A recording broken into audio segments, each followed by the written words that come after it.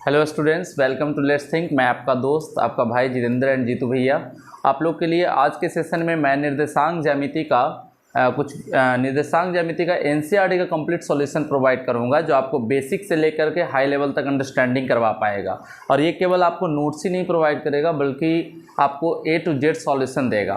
तो long time no सी, बहुत दिनों से मैंने वीडियो आप लोगों को प्रोवाइड नहीं किया है। तो चैनल पर अगर आप नए हैं स्टूडेंट्स तो सब्सक्राइब कर दीजिए और लाइक कर दीजिए और बेल आइकन के नोटिफिकेशन को दबा दीजिए, ताकि आपको सबसे पहले नोटिफिकेशन मिल सके। यहाँ पे हम लोग निर्देशांक ज्यामिति को आज डिस्कस करेंगे। और आज के सेशन में, जैसा कि मैं हर चैप्टर का सबसे पहला वीडियो इंट्रोडक्शन पार्ट लाता हूँ, तो ये वाला सेशन भी आप लोगों के लिए इंट्रोडक्शन रहेगा। तो कहीं नहीं जाइए, बने रहिए इंट्रोडक्शन वाले पार्ट पे। तो कैसे हम लोग समझेंगे कि क्या होता है कोऑर्डिनेट ज्योमेट्री, इंट्रोडक्शन वाला पार्ट में हम लोग क्या सीखेंगे वो सब देखेंगे। तो इंट्रोडक्शन, आज के पार्ट में हम लोग क्या पढ़ेंगे? इंट्रोडक्शन, दैट इज परिचय। किस चीज़ का? निर्देशांक ज्यामिति का। तो एनसीईआरटी में जो कॉन्सेप्चुअल पार्ट्स है, मीन्स इंट्रोडक्शन वाला पार्ट है, इसमें 3 तरीके के फार्मूलाज को डिस्कस करना है। ठीक है, एक्सरसाइज कौन सा है स्टूडेंट्स? तो एक्सरसाइज में एक बार देख लेता हूँ। एक्सरसाइज है 7, दैट इज 7.1 मिलेगा, 7.2 मिलेगा, आई थिंक 7.3 भी मिलेगा। आप अपने टेक्स्ट बुक को जा करके वहाँ पे देख सकते हैं।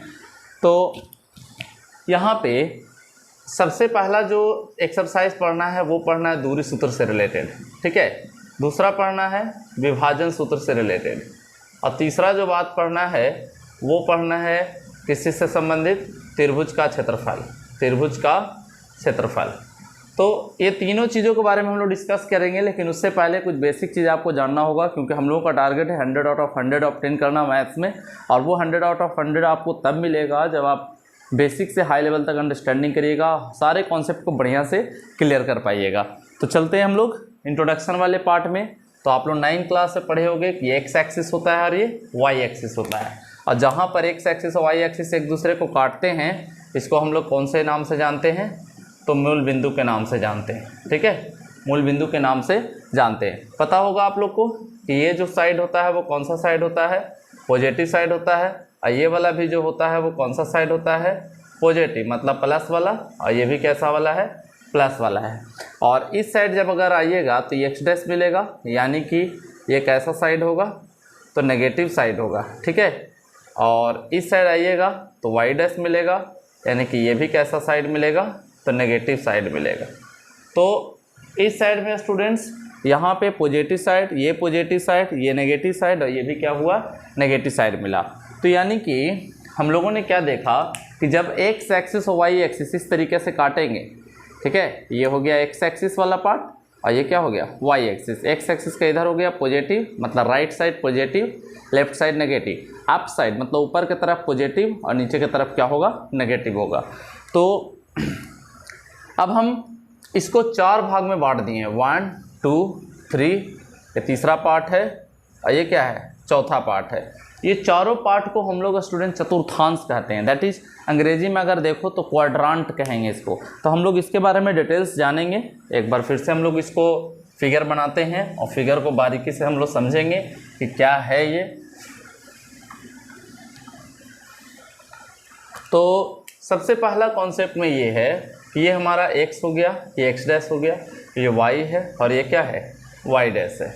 इस बिंदु को कौन सा बिंदु कहते हैं? मूल बिंदु कहते हैं। यानी कि हम लोगों ने क्या सीखा कि O को जो कहेंगे वो मूल बिंदु कहेंगे, और मूल बिंदु को हम लोग किस नाम से जानते हैं? ऑरिजिन के नाम से जानते हैं। ठीक है, x डैश, y डैश। अब यहाँ पे फर्स्ट, ये सेकंड, और ये हो गया थर्ड, और ये हो गया फोर्थ। और फर्स्ट वाला यानी कि इसको हम लोग कहेंगे प्रथम चतुर्थांश, इसको क्या कहेंगे? द्वितीय चतुर्थांश, मतलब सेकंड क्वाड्रेंट, और इसको कहेंगे तृतीय चतुर्थांश, मतलब थर्ड क्वाड्रेंट, और इसको कहेंगे हम लोग चतुर्थ चतुर्थांश। ठीक है, मतलब फोर्थ क्वाड्रेंट। ये हो गया फर्स्ट, सेकंड, थर्ड, फोर्थ। जितने भी ये चारों क्वाड्रेंट है, चारों का अपना अपना चिन्ह होता है। आप लोग को पता है, अभी अभी मैंने बताया कि ये पॉजिटिव है, ये नेगेटिव है, ये पॉजिटिव है, ये नेगेटिव है। तो पहला वाला जो काम है यहाँ पे वो पॉजिटिव वाला है एक्स। तो सबसे पहले हम लोग क्या करेंगे? एक्स लिखेंगे। सबसे पहले क्या करेंगे? एक्स लिखेंगे। ठीक है, यानी कि फर्स्ट ऑफ ऑल हम लोग एक्स लिखेंगे, और उसके बाद क्या करेंगे, y लिखेंगे। तो ज़रा यहाँ पे ध्यान दीजिए, पहला वाला चतुर्थांश में x पहले है, तो जिस पे डैश रहेगा वो हमारा किस चीज़ में होगा, माइनस में, और जिस पे डैश नहीं रहेगा वो क्या चिन्ह होगा, प्लस में, या फिर दायां तरफ वाला प्लस और बायां तरफ वाला माइनस। तो ये हो जाएगा प्लस, ऊपर वाला भी होगा प्लस, यानी कि चिन्ह कैसा आया, प्लस प्लस। सिंपल दे देगा एग्जाम में क्वेश्चन कि 5 5 कौन से चतुर्थांश में है, तो 5 5 कहाँ है, पहला में है, सिंपल है। तो पहला में है प्लस, यहाँ पे 5 देखिए पॉजिटिव है और ये भी पॉजिटिव है, तो पॉजिटिव पॉजिटिव किस में है, प्रथम में, इसलिए हम लोग बोलेंगे 5 5 जो है वो फर्स्ट क्वाड्रेंट में है। ठीक उसी प्रकार से यहाँ पे देखिए x का वैल्यू नेगेटिव है और y का वैल्यू पॉजिटिव है। जिस चतुर्थांश में आपको चिन्ह दिखना है आपको उसमें देखना होगा। जैसे यहाँ पे सेकंड में देख रहे हो आप, तो सेकंड में देखो x और y कैसा है, तो x है डैश वाला यानी नेगेटिव वाला, और y है पॉजिटिव वाला। ठीक है, चलिए ऑडियो वीडियो सब ठीक ठाक है ना स्टूडेंट्स, एक बार मैं देख ले रहा हूँ, चेक कर ले रहा हूँ सारा कुछ।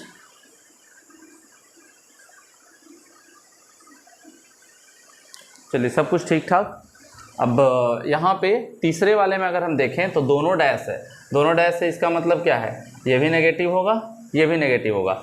चौथा वाले में अगर देखें तो x, पहले x लिखेंगे और बाद में y, तो x का वैल्यू पॉजिटिव और y का वैल्यू नेगेटिव। यानी कि हम लोगों ने क्या देखा कि फर्स्ट में प्लस प्लस, सेकंड में कैसा, सेकंड में माइनस प्लस, थर्ड में कैसा, मैंने तीसरा में कैसा, माइनस माइनस, और चौथा में यानी फोर्थ में कैसा, तो फोर्थ में आ गया प्लस और माइनस।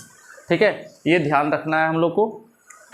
अब नेक्स्ट बात और सबसे इम्पॉर्टेंट बात क्या है कि एक्स अक्ष को जो है वो हम लोग कहते हैं एब्सिसा। एक्स अक्ष को क्या कहते हैं, एक्स अक्ष को भुज कहते हैं। क्या कहते हैं, भुज कहते हैं। एक्स अक्ष, ये वाला एक्स अक्ष, एक्स अक्ष यानी क्या, एक्स अक्ष क्षैतिज होता है, तो एक पॉइंट तो हमारा ये हो गया, दूसरा पॉइंट ये हो गया, ठीक है, और ये हो गया तीसरा पॉइंट्स में ये सब, और ये हो गया चौथा पॉइंट्स। और वाई अक्ष को भुज कहते हैं। भुज को अंग्रेजी में क्या बोलेंगे हम लोग, तो भुज को एब्सिसा बोलेंगे। क्या बोलेंगे, एब्सिसा, एब्सिसा। इंग्लिश याद रखिए ताकि आने वाले टाइम में आपको फ़ायदा हो। एब्सिसा कहते हैं।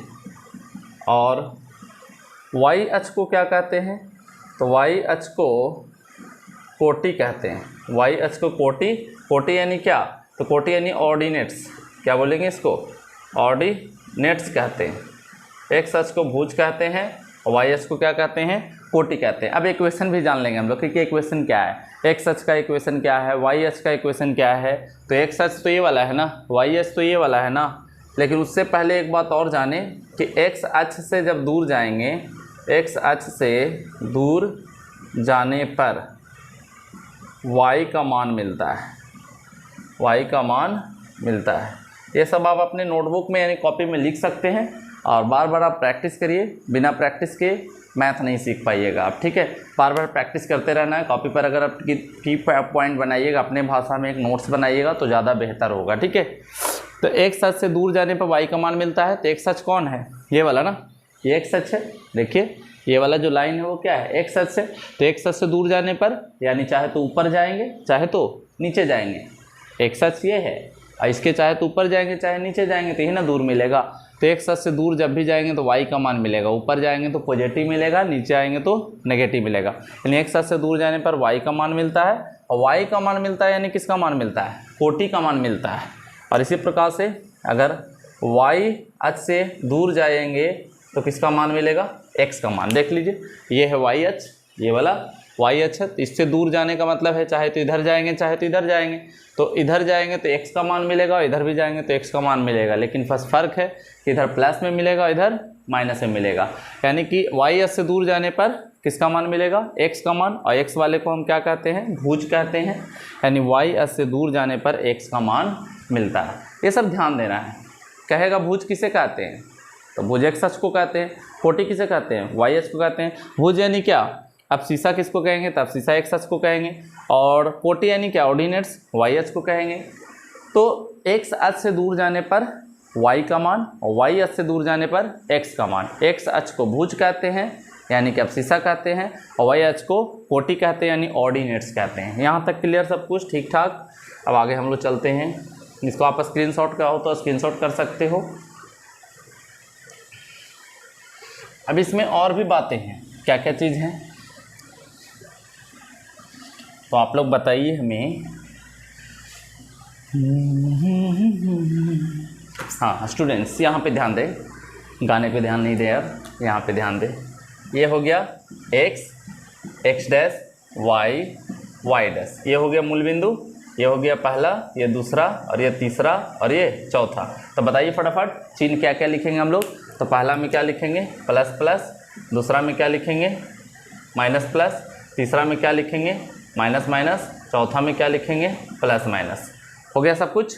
x का वैल्यू पहले लिखते हैं सर, y का वैल्यू बाद में लिखते हैं, ठीक है।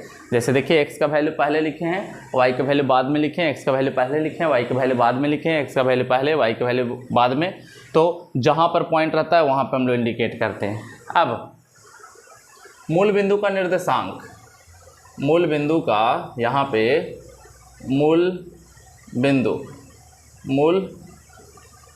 बिंदु का निर्देशांक यानी कि कोऑर्डिनेट्स कितने होंगे, 0 0 होता है, 0 0 होता है। याद रखने वाला बात, ऑब्जेक्टिव क्वेश्चन सिंपल पूछेगा और मूल बिंदु को O से लिखेंगे, ठीक है। तो O का पॉइंट कितना है, तो 0 0 है। मूल बिंदु का निर्देशांक कितना होता है, 0 0 होता है। अब अगला पॉइंट क्या है, तो अगला पॉइंट में है स्टूडेंट्स, ये हो गया x अक्ष और ये क्या हो गया, y अक्ष। x अक्ष का समीकरण पूछेगा, x अक्ष का समीकरण पूछेगा, तो x अक्ष का समीकरण हमेशा याद रखना y बराबर 0 होगा।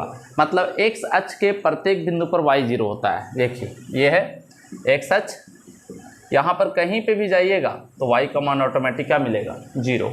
और ये क्या है, y अक्ष, यहाँ पे कहीं पे भी जाइएगा तो x का मान क्या मिलेगा, 0। तो इसको समीकरण बोल दिया गया कि x अक्ष का समीकरण क्या होता है, y अक्ष का समीकरण क्या होता है। तो यहाँ पे हम लोग लिखेंगे x अक्ष का समीकरण, x अक्ष का समीकरण y बराबर 0 तथा y अक्ष का समीकरण x बराबर 0 होता है। ये बातें आपको ध्यान रखना है, ठीक है। और क्या ध्यान रखना है सर, तो और भी ध्यान रखना है। देखिए क्या ध्यान रखेंगे इसमें, तो ये हो गया x अक्ष पॉजिटिव वाला, ये हो गया नेगेटिव वाला, ये हो गया पॉजिटिव वाला, ये हो गया नेगेटिव वाला, ये हो गया मूल बिंदु, ठीक है। मान लीजिए कि आपको दिया हुआ है x बराबर a, x बराबर a, x बराबर a, मतलब x बराबर कोई भी नंबर दिया हुआ है। मान लीजिए 1 2 3 4 5। आपको बचपन वाला पार्ट पहले तो याद होगा ना, ये 0 होता है, ये 1 होता है, ये 2 होता है, ये 3 होता है, ये 4 होता है, ये x होता है, ये x डैश होता है, ये y होता है, और ये क्या होता है, y डैश, इधर -1 -2, इसी प्रकार से -3, इधर 1 2, इधर -1 -2। तो रहता था x बराबर, टीचर देते थे कि 3 का ग्राफ खींचिए, तो आप लोग फटाक से क्या करते थे, x बराबर 3 लेते थे और यहाँ से ऐसे खींच देते थे और लिख देते थे कि x बराबर किसका ग्राफ है, 3 का ग्राफ है। तो वही बात मैं बताना चाह रहा हूँ कि x बराबर a लिखा हुआ है, मतलब कहीं ना कहीं यहाँ पर या यहाँ पर या यहाँ पर कहीं ना कहीं x वाला पर पॉइंट रहेगा। तो x बराबर a का ग्राफ खींचेंगे तो ऐसा मिलेगा, ये किसका ग्राफ आ गया, x बराबर a। मतलब जब भी x का मान देगा तो देख लीजिए, x का मान देगा तो ऐसे खींचेंगे, चाहे ऐसे खींचेंगे, चाहे ऐसे खींचेंगे, मतलब y अक्ष के समांतर होगा। समांतर मतलब इनके बीच की दूरी हर जगह क्या होगा, बराबर होगा। यानी x बराबर a y अक्ष के क्या होगा, समांतर होगा, y अक्ष के क्या होगा, समांतर होगा। और y बराबर अगर b खींचें, मान लो y का मान दे दिया है तो y का मान दे देगा तो ऐसे खींचेंगे, ये हो गया x, ये हो गया x डैश, ये हो गया y, ये हो गया y डैश। मान लीजिए y का मान दे देगा तो y का मान देगा तो ऐसे खींचेंगे ना, ये y बराबर क्या हो गया, b हो गया। तो y बराबर b हो गया, यानी कि यहाँ पे y बराबर b किसके समांतर है, x अक्ष के। देख लीजिए ये दोनों समांतर है, तो y बराबर b x अक्ष के क्या है, समांतर होगा, x अक्ष के क्या होगा, समांतर होगा। तो ये सब बातें आप लोग को ध्यान में रखनी होगी कि x अगर a दिया हुआ है तो y अक्ष के समांतर है, y अगर b दिया हुआ है तो x अक्ष के समांतर है। और भी पॉइंट्स, अगर x अक्ष पर कोई बिंदु दिया हुआ हो,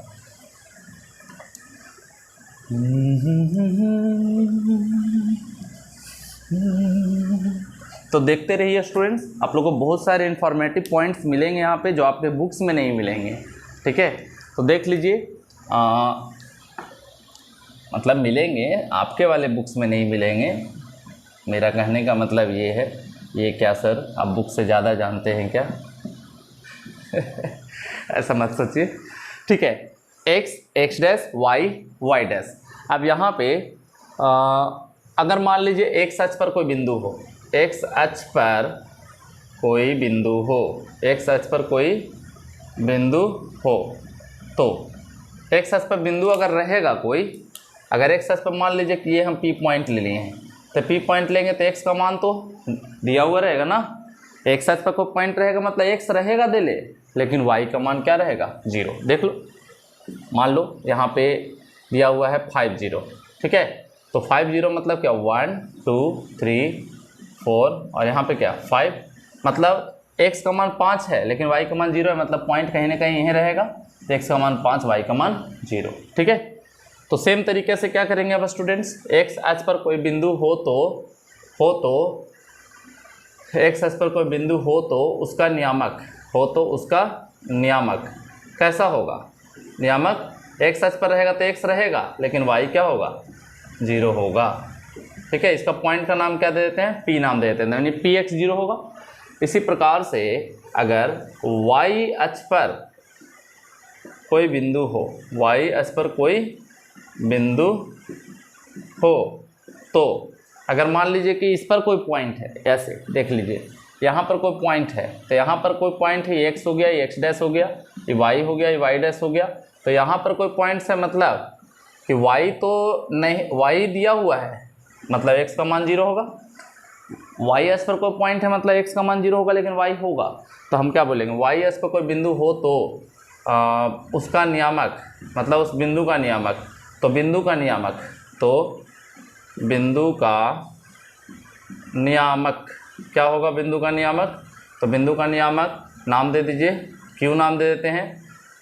x नहीं रहेगा लेकिन y का वैल्यू रहना चाहिए। x नहीं रहेगा लेकिन y का वैल्यू क्या है? रहना चाहिए। x का मान नहीं रहेगा मतलब 0 रहेगा, और y का मान रहेगा। तो ये सब चीज़ आप लोग को जानना चाहिए, सब बात ध्यान में रखना होगा। तो क्या क्या चीज़ हम लोगों ने देखा कि x अक्ष y अक्ष को कटान बिंदु को मूल बिंदु कहते हैं, जहाँ पे x अक्ष y अक्ष काटता है, काटने से 4 गो चतुर्थांश बनता है। प्रथम चतुर्थांश, द्वितीय चतुर्थांश, तृतीय चतुर्थांश और चतुर्थ चतुर्थांश, यानी कि first quadrant, second quadrant, third quadrant, fourth quadrant. X अक्ष को भुज कहते हैं, यानी कि क्या कहते हैं उसको? अब्सिसा कहते हैं। और वाई अक्ष को कोटि कहते हैं, यानी कि ऑर्डिनेट्स कहते हैं। और एक्स अक्ष पर अगर ग्राफ खींचे एक्स अक्ष का, पूछे समीकरण, तो y बराबर 0, और y अक्ष का ग्राफ पूछे तो x बराबर 0। और क्या हम लोगों ने जाना कि x बराबर a जो होता है y अक्ष के समांतर होता है, और y बराबर b जो होता है वो x अक्ष के समांतर होता है। ठीक है स्टूडेंट्स, और अगर कोई पॉइंट x अक्ष पर है तो उसका कोऑर्डिनेट यानी उसका नियामक px0 होगा, और अगर कोई पॉइंट यानी कोई बिंदु अगर y अक्ष पर है तो उसका नियामक q0y होगा। मतलब y अक्ष पर x0 और x अक्ष पर y0, y अक्ष पर x0, x अक्ष पर y0। क्लियर? तो ये सब बातें हैं जो आप लोग को जानना था। अब हम लोग आते हैं और भी कुछ नए पॉइंट्स में, जो कि क्वेश्चन रहेगा, कुछ बेसिक क्वेश्चन, बेसिक वाला क्वेश्चन जो एग्ज़ाम में आते हैं। ठीक है, क्या बेसिक वाला क्वेश्चन ऑब्जेक्टिव आएगा? तो रहेगा ऐसे, P.34 रहेगा, Q.-34 रहेगा, और R पॉइंट रहेगा 30, और ये रहेगा S पॉइंट रहेगा -5 -2, और ये रहेगा T पॉइंट रहेगा 3 5। अब पूछेगा कि बताइए कि कौन कौन सा चतुर्थांश में है। तो आप लोगों को तो पता है, पहला में रहेगा तो प्लस प्लस, और दूसरा में रहेगा तो माइनस प्लस, तीसरा में रहेगा तो माइनस माइनस, और चौथा में रहेगा तो प्लस माइनस। और एक और बात, x अक्ष पर रहेगा तो x0, और y अक्ष पर रहेगा तो 0y। ठीक है, तो ज़रा गौर से देखिए, 3 के पहले पॉजिटिव है, 4 के पहले भी पॉजिटिव, तो पॉजिटिव किस में रहेगा?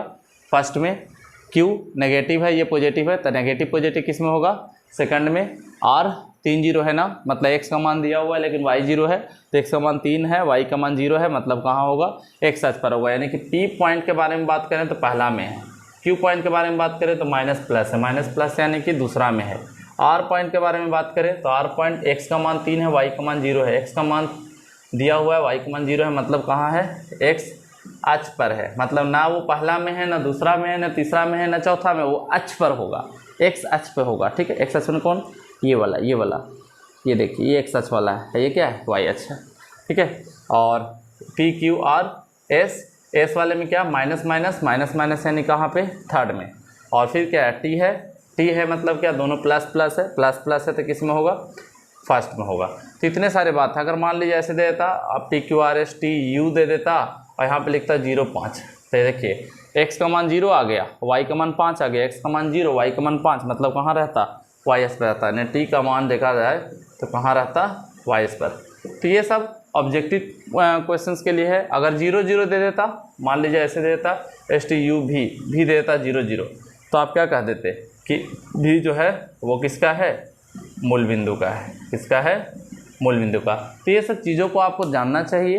ये सब पॉइंट्स आप स्क्रीनशॉट कर सकते हो या फिर अपने नोटबुक में प्रयास कर सकते हो बार बार बनाने का। ठीक है, वीडियो को पॉज करिए, पॉज करके पहले बनाने का प्रयास किया करिए। ठीक है, चलिए अब क्या क्या चीज़ पढ़ना है हम लोग को। तो दूरी सूत्र इस चैप्टर में जो आप लोग को एक्सरसाइज कोऑर्डिनेट ज्योमेट्री में पढ़ना है वो ज़्यादा कुछ नहीं है, बस 3 ही पार्ट्स के बारे में कि दूरी सूत्र क्या है, दूरी सूत्र क्या है।